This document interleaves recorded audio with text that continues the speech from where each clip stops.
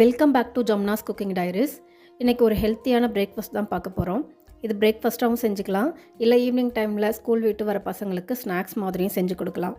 அதுக்கு முன்னாடி சேனலை சப்ஸ்கிரைப் பண்ணாதவங்க சப்ஸ்கிரைப் பண்ணிவிட்டு லைக் போட்டு சப்போர்ட் பண்ணுங்கள். உங்களுடைய சப்போர்ட் அடுத்த வீடியோ போட ஒரு பெரிய மோட்டிவேஷனாக இருக்கும். இதுக்கு ஒரு பேனில் 1 டேபிள் ஸ்பூன் அளவுக்கு எண்ணெய் விட்டுக்கோங்க. எண்ணெய் காஞ்சதும் 1 டீஸ்பூன் கடுகு சேர்த்துக்கோங்க.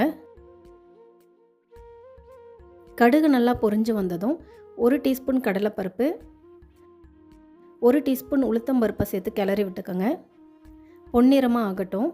ஸ்டவ் லோ ஃப்ளேம்லேயே இருக்கட்டும். இப்போ ஒரு வெங்காயத்தை பொடியாக நறுக்கி சேர்த்துக்கலாம்.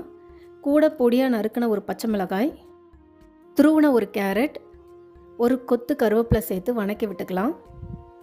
கேரட் வெங்காயம் சுருங்கி வந்ததும் ஒரு அரை கைப்பிடி அளவு சிறுகீரை சேர்த்துக்கலாம். கூட கொஞ்சம் கொத்தமல்லி தழையும் சேர்த்துட்டு நல்லா கிளறி விட்டுடுங்க. கீரை என்ன கீரை இருக்கோ அதை சேர்த்துக்கோங்க.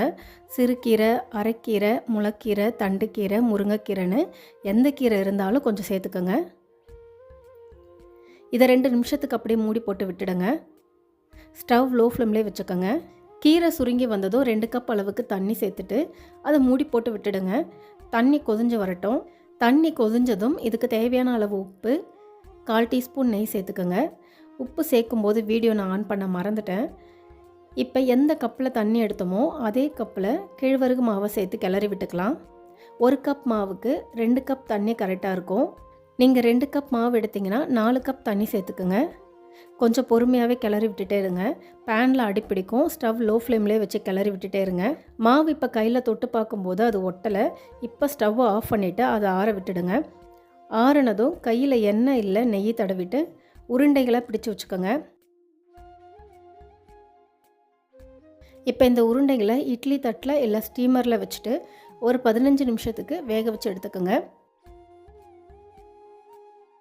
இதில் நான் ஒரு பச்சை மிளகாய் தான் சேர்த்துருக்கேன். அதனால் இதில் கொஞ்சம் காரம் கம்மியாக இருக்கும்.